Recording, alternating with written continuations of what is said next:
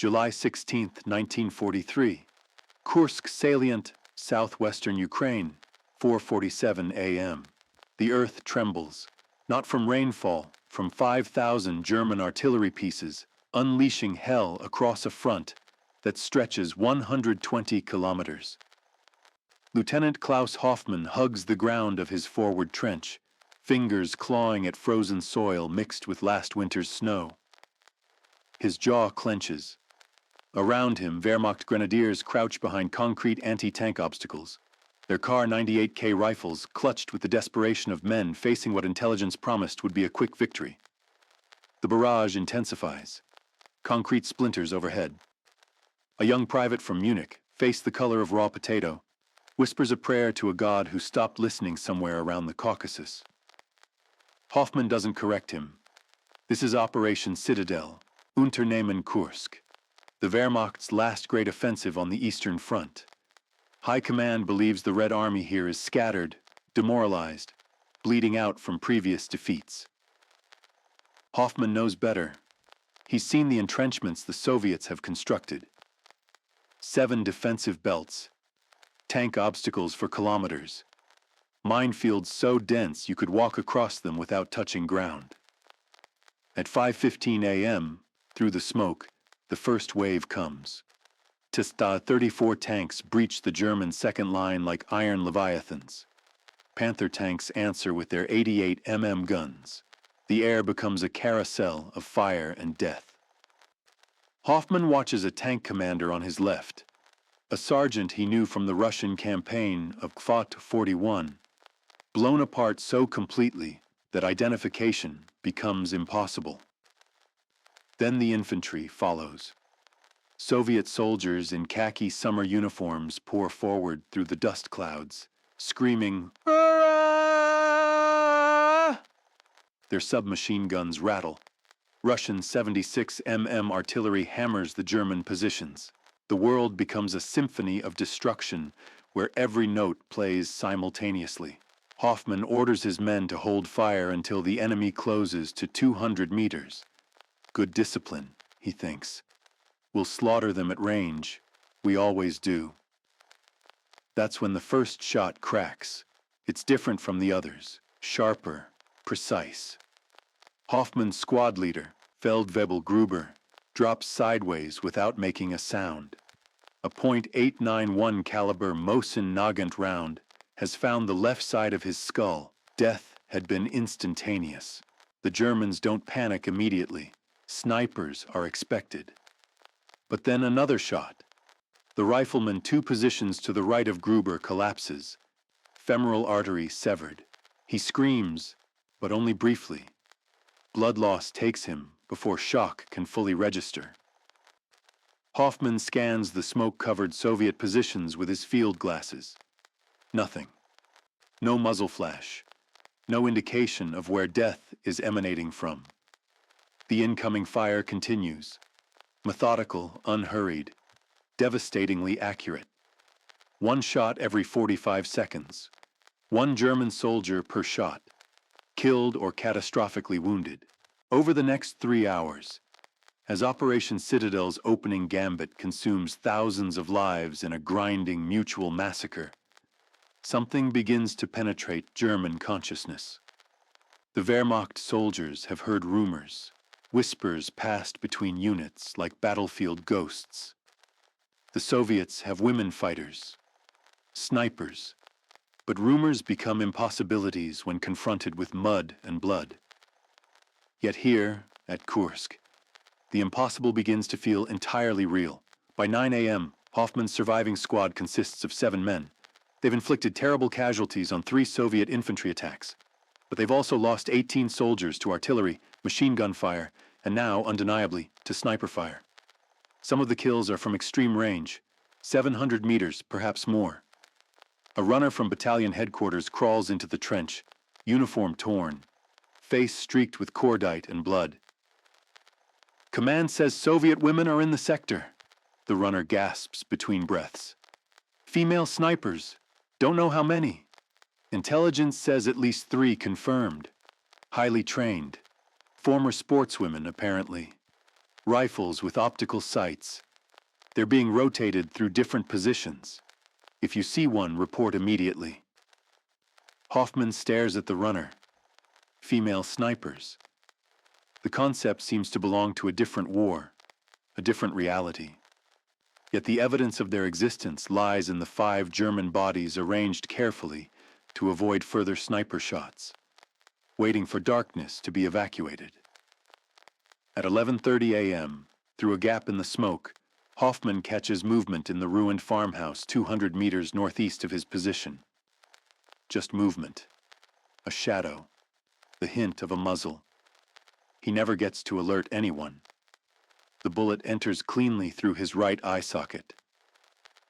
Hoffman is dead before his body crumples backward into the trench. One final expression of surprise frozen on his face.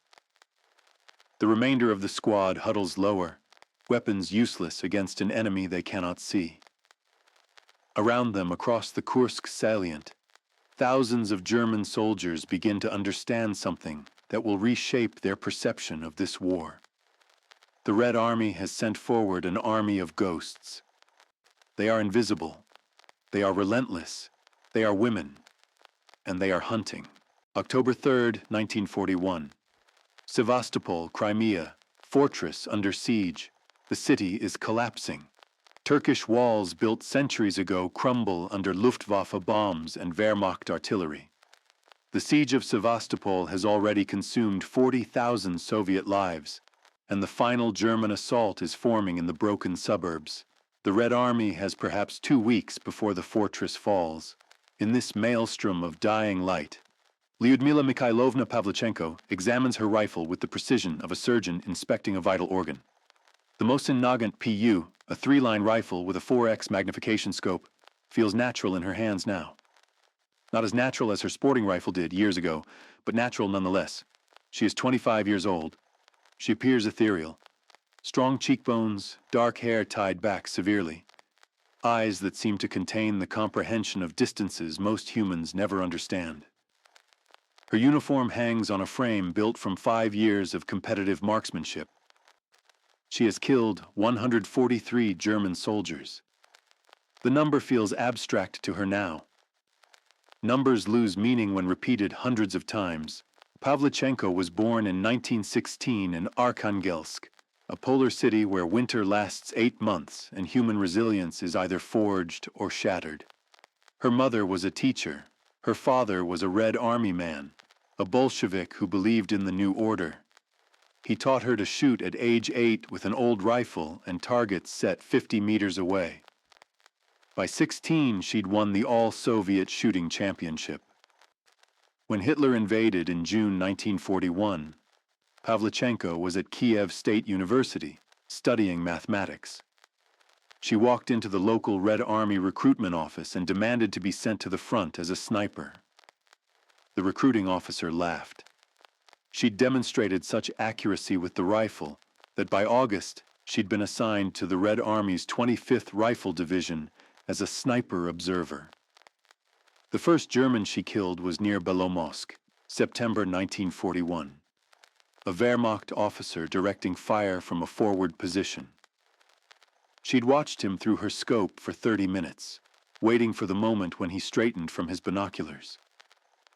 When he did, at approximately 650 meters distance, she fired. The bullet removed the back of his skull. He fell forward without ever knowing she existed. She remembers crying that night. Not from guilt. She understood the necessity of killing fascists, but from the finality of it. She'd erased a man entirely. His name she never learned. His face was gone. His history ended in a single moment of expansion and velocity. The second and third kills came more easily. By the 10th, she'd stopped counting. Now at Sevastopol, the numbers have become industrial in scale. The fortress is a shooting gallery. German assaults come in waves. Soviet defensive positions are fixed and known. A sniper with proper concealment can remain in position for days, acquiring targets almost at leisure. Pavlichenko has established a firing position in the ruins of what had been a merchant's warehouse, She enters through a side breach in the wall, moves through darkness to the second story, and establishes herself behind a collapsed exterior wall. From this position, she can observe 200 meters of the German approach corridor. The distance is ideal, far enough that returning fire becomes nearly impossible, close enough that target acquisition is assured. October 4th, 3 a.m. The German assault comes. Storm troops in gray uniforms move through the rubble with the methodical precision of men who've practiced this assault pattern 100 times. They're good soldiers, the Wehrmacht's elite. They advance by squad rushes, one squad moving while another provides covering fire. Textbook assault tactics, Pavlichenko waits. Patience is the sniper's greatest weapon, more valuable than accuracy. She watches the Germans through her scope, counting the squads. 12 men per squad, 3 squads in her field of fire, 36 targets. The lead squad's sergeant, a thin man with dark facial hair, gestures his men forward. They rush 20 meters and drop behind rubble. Good discipline, no panic. Pavlichenko places her crosshairs on the sergeant's chest. She controls her breathing. In for 4 counts, hold for 4, out for 4. Her finger rests on the trigger, applying only the minimal pressure necessary to achieve perfect balance between trigger control and surprise. The final release must come as a complete surprise to ensure she doesn't jerk the shot. She fires. The sergeant is dead before he comprehends the impact. 30 seconds. Her hands move with mechanical precision. The rifle ejects the spent cartridge. She works the bolt, chambers the next round. The recoil has displaced her aim. She reacquires another target. The squad's designated machine gunner. Through the scope, she watches him turn, trying to locate the shot's origin. His face fills her entire optical field. She can see the stubble on his chin, the determination in his jaw. She shoots him. By the end of the assault, she's fired 17 shots. 14 Germans are dead. 2 are so severely wounded, they're unlikely to survive evacuation. Only one of her shots has been truly ineffective. A ricochet off stone has deflected her round inches from its intended mark. As dawn breaks, she watches German engineers survey their attack corridor. They're looking for the sniper. She can see the confusion on their faces. The precision of the kills bothers them. Sniping casualties aren't unusual. They expect snipers. But the mechanical efficiency of this particular sniper is unsettling. 18 shots, 16 meaningful hits. German command believes they're facing perhaps 3 snipers in her sector. In reality, Pavlichenko is alone. She is entirely sufficient. By October 10th, Sevastopol is falling. The Red Army is withdrawing. Pavlichenko is ordered to fall back to a secondary defensive position. She moves through the rubble with the practiced silence of a woman who understands that motion and sound are the precursors to death. She kills 7 more German soldiers as she withdraws. When the fortress finally falls 3 days later, Pavlichenko and her unit escape to the Caucasus. She will kill more Germans there. She will be wounded multiple times. She will eventually accumulate a kill count of 309, official count, though the actual number is likely considerably higher. She will become a legend in the Red Army, but also something more. Proof that the Nazi ideology of biological racial superiority is fundamentally, cosmically wrong. She will survive the war. She will spend the next 30 years teaching others to shoot. She will die at 58 from complications of her war wounds. But in October 1941, none of this is known. She is simply a young woman with a rifle, moving through destroyed cities, killing fascists methodically and without mercy. The Germans have begun to understand something terrifying. They are not facing an army of women using rifles. They are facing something far more dangerous. They are facing the Soviet Union's willingness to weaponize every resource, including the precision and ferocity of the female soldiers who have emerged from frozen cities and Soviet training schools. These three do not form what would traditionally be called a sniper team. They operate independently, each maintaining her own sector of fire, but they communicate through hand signals when circumstances require coordination, and they've developed an almost intuitive understanding of each other's habits and preferences. Today, the three of them represent Soviet precision warfare in its most concentrated form. The German assault begins at 8 a.m. A company of approximately 120 men emerges from their assembly positions and begins advancing across the no-man's land in squad rushes. Shanina recognizes the squad leader, a Feldwebel she's seen 3 times previously, always commanding the same unit of assault troops. His name, she's determined from interrogations of German prisoners, is Friedrich Bauer. He has a scar across his left cheek. She places her crosshairs on that scar. Almost simultaneously, 300 meters away, Kovshova fires.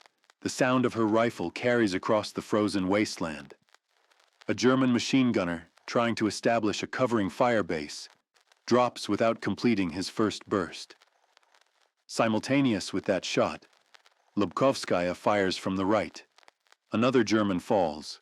The assault hasn't been underway for 30 seconds, and already 3 German soldiers are dead. Shanina fires. The Feldwebel Bauer jerks sideways, the bullet striking him in the upper chest. He staggers but continues forward. Shanina's breathing remains perfectly controlled.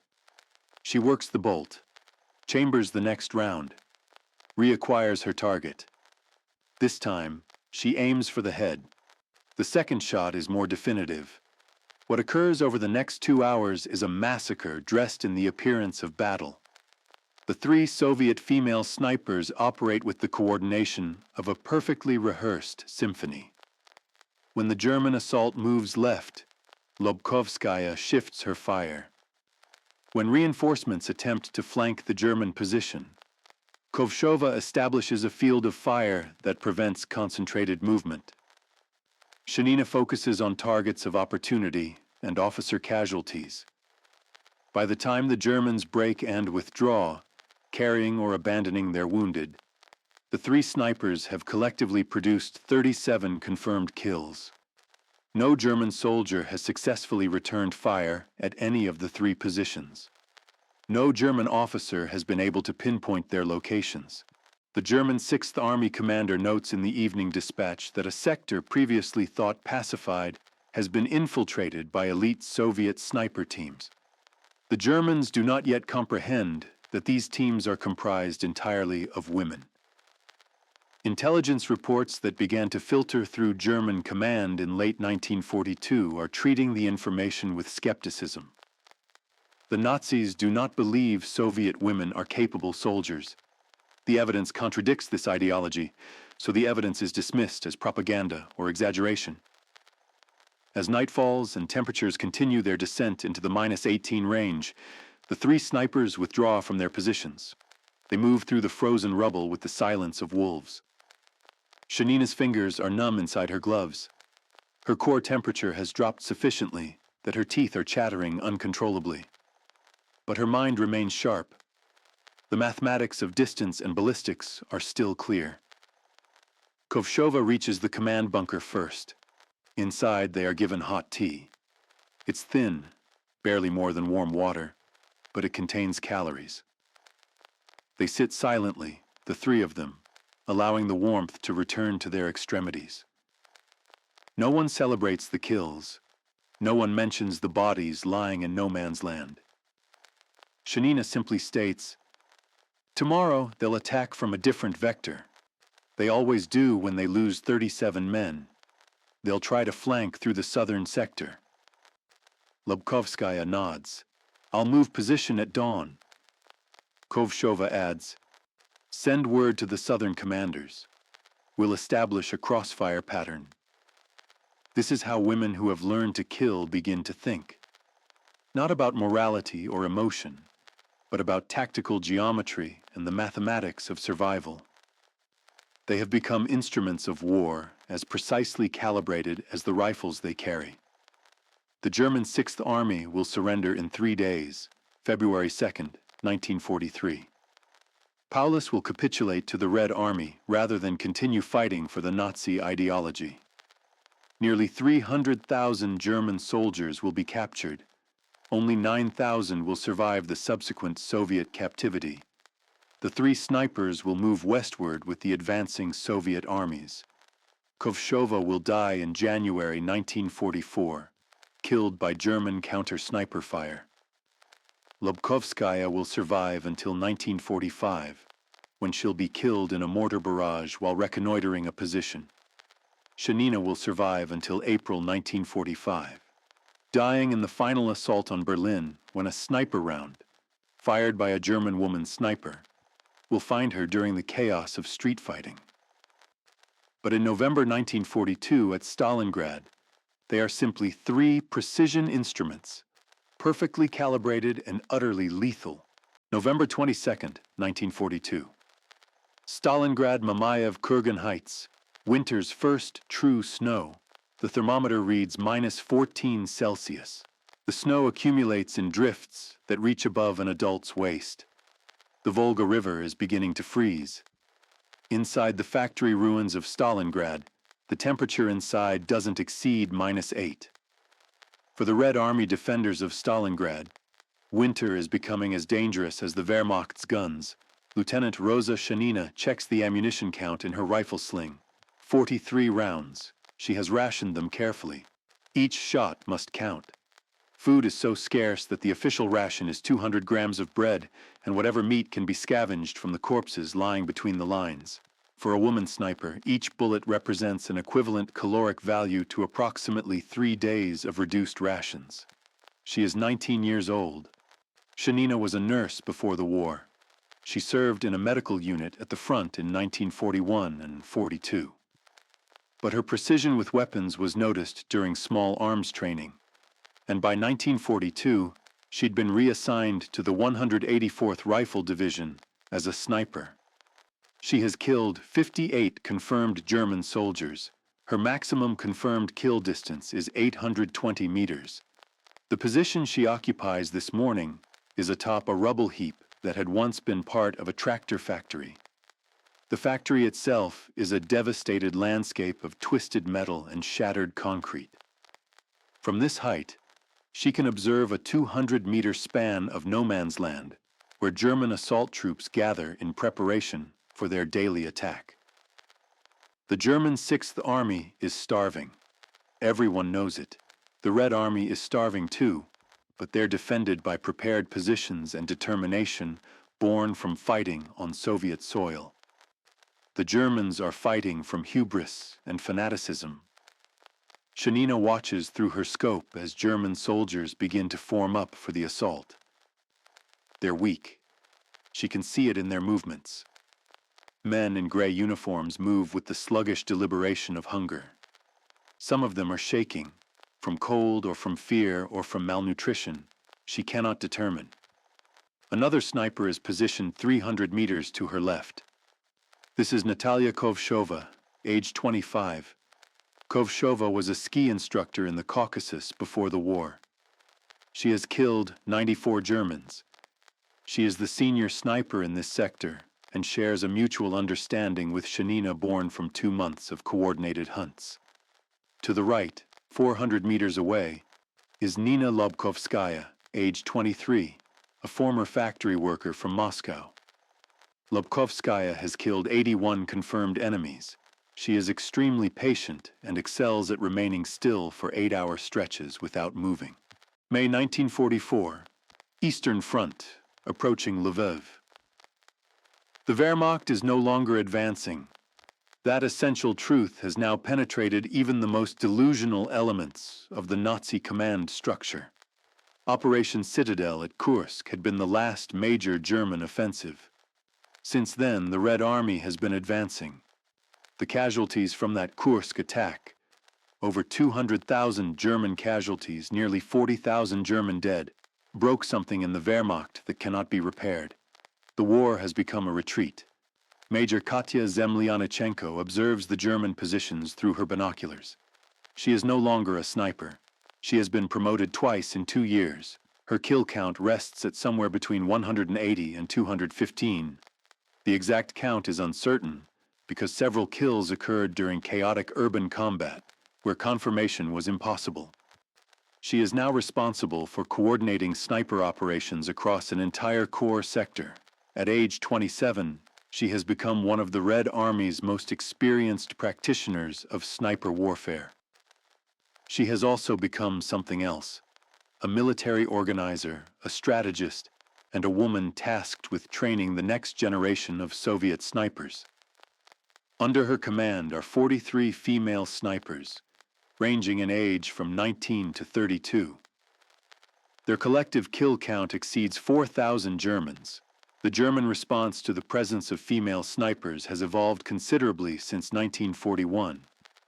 Initial denial has given way to grudging acknowledgement, which has now transformed into active fear. German soldiers have begun to exhibit a specific psychological response to detected female sniper activity. They lose confidence. The idea that death can come from a woman seems to violate some fundamental assumption about warfare and vulnerability. It produces a demoralization that exceeds that produced by male snipers. German command, recognizing this, has issued directives that female snipers are to be captured if possible and executed immediately. This policy has had the opposite of its intended effect. Soviet female snipers have responded with increased ferocity. If the choice is between surrender and survival, they choose survival through relentless action. Today, Zemlyanichenko's snipers are tasked with supporting a Soviet armored breakthrough near the Steyr River. The German defense here is collapsing. Tank formations have penetrated the primary defensive line. Soviet infantry is pouring through the gaps. The Germans are attempting to establish a secondary defensive position approximately 5 kilometers back. The female snipers are positioned to prevent this secondary line from achieving cohesion. Zemlyanichenko moves through the forward positions, observing the snipers as they establish their firing positions. The training is evident. Each sniper selects a position that provides optimal observation while maintaining concealment. Each sniper calculates range to multiple reference points. Each sniper adjusts her rifle sight accordingly.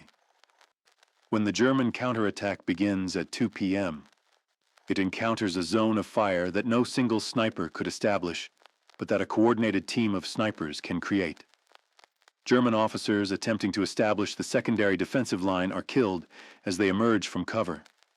Machine gun crews attempting to establish covering fire are systematically eliminated. German medical orderlies attempting to organize casualty evacuation are targeted. Over 3 hours, Zemlyanichenko's snipers fire 117 shots. 84 Germans are confirmed killed.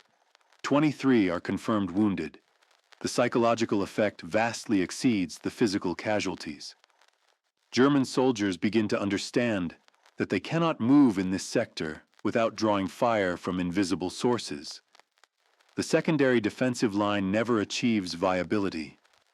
German forces retreat further. By dusk, Soviet tanks have advanced 15 kilometers. That evening, Zemlyanichenko gathers her senior snipers for a briefing. These are the experienced veterans now. Women who have killed Germans in Sevastopol and Stalingrad and Kursk, and now here at the Steyr River. They are the inheritors of Pavlichenko's legacy.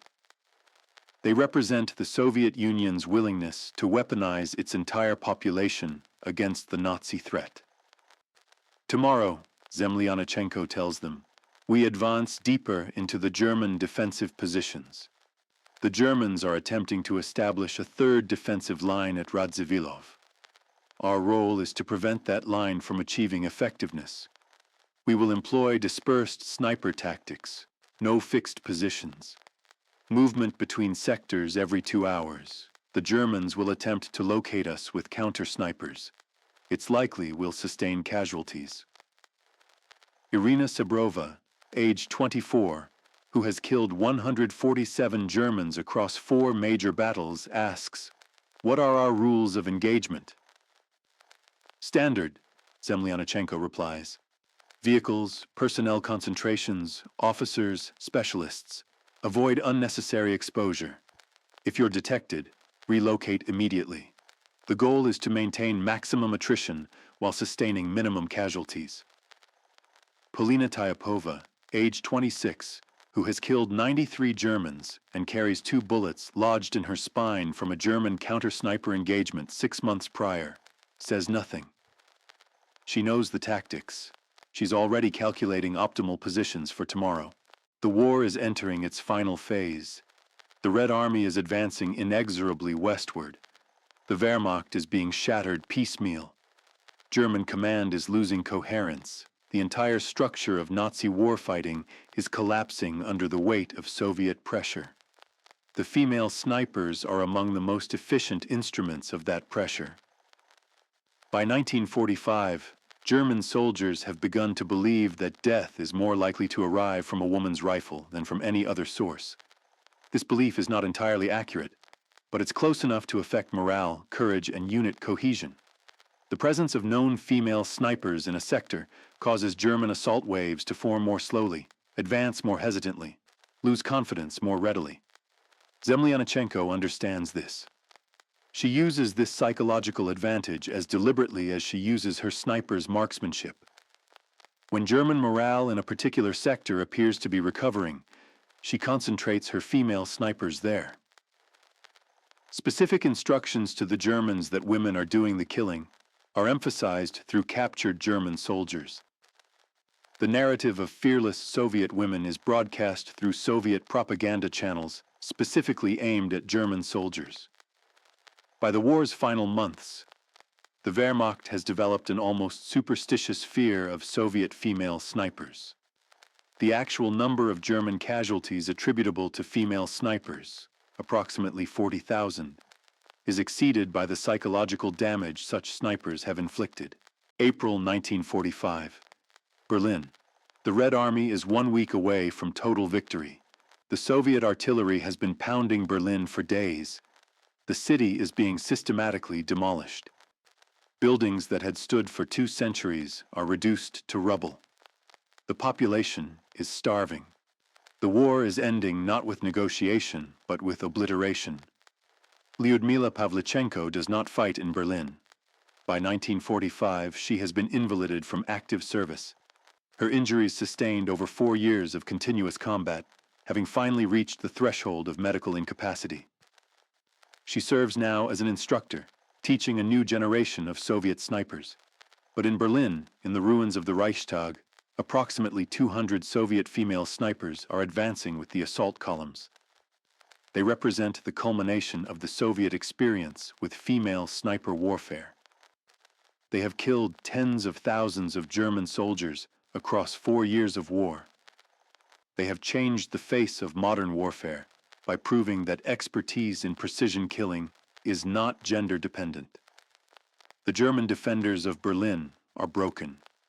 They are children, the very elderly, and the remainder of the Wehrmacht's honor guard. They have no fuel, no ammunition reserves, and no hope. The only thing keeping them fighting is ideology, and the understanding that surrender means probable death at the hands of Soviet soldiers whose hatred for the Nazis is total and absolute. The female snipers move through the rubble with the practiced efficiency of wolves. They've seen destroyed cities before: Sevastopol, Stalingrad, countless smaller towns across Ukraine and Belarus. Berlin is just another destroyed city, but Berlin is the final destroyed city. The end of the war is visible now. Elena Moshkalenko, age 28, who has killed 219 Germans in campaigns across the Eastern Front, establishes a position on the upper floor of a collapsed government building. From this height, she can observe a 500-meter span of a major boulevard that German forces are attempting to defend. The Germans come. They emerge from basements and bunkers to man the barricades. They are thin, exhausted, often visibly unstable. Many are extremely young, boys conscripted in the final months. Some appear to be German and Soviet civilians dressed in Wehrmacht uniforms in a desperate attempt to delay the inevitable. Moshkalenko fires. She will fire 86 shots today before her ammunition runs out. She will kill 63 Germans. She will sustain no injuries. She will watch Berlin burn around her as the war collapses into its final days. By May 8, 1945, the war is over. The Germans have surrendered. Hitler has committed suicide. The Wehrmacht has been destroyed. The Soviet Union has paid approximately 27 million lives for the victory. But they have defeated Nazi Germany utterly and completely. The female snipers lower their rifles.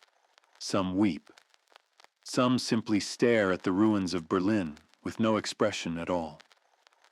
They have lived on the edge of death for 4 years. They have killed thousands. They have been wounded repeatedly. Many have lost friends.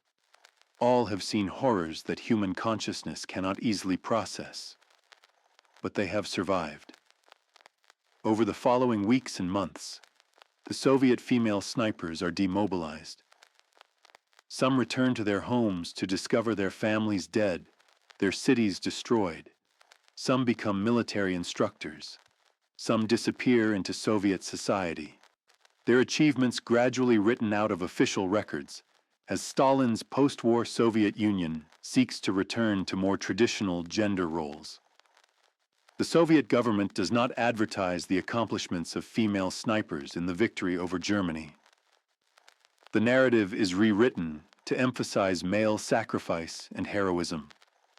The female snipers who killed tens of thousands of Germans, who affected morale across entire army groups, who developed the modern sniper tactics that would influence military doctrine for decades, are gradually erased from the official historical record. But they remember. Lyudmila Pavlichenko will write in her autobiography, "In my life, I have loved Russia. I love Russia more than life itself, and I was ready to do anything for it, even to give my life." She will spend her remaining years advocating for the recognition of Soviet women's military contributions. She will die in 1974, her body bearing the permanent scars of war. Rosa Shanina will be killed in battle in 1945, but not before accumulating 300 kills and training dozens of younger Soviet women in the craft of sniper warfare. She will be remembered in Soviet military circles as one of the greatest precision shooters of the entire war. Elena Moshkalenko will survive the war, will teach marksmanship for 40 years, and will die in the 1980s in her Moscow apartment. Her walls covered with photographs of destroyed German cities and the rifles she carried through 4 years of continuous combat. The 2,000 Soviet female snipers who served on the Eastern Front did not win the war for the Soviet Union. The war was won through collective sacrifice, through the 19 million soldiers killed in combat, through the industrial output of the Soviet factory system, through the determination of the Soviet people to defend their homeland. But the female snipers accelerated the victory. They destroyed German confidence. They inflicted irreplaceable casualties on German officer corps and specialist troops.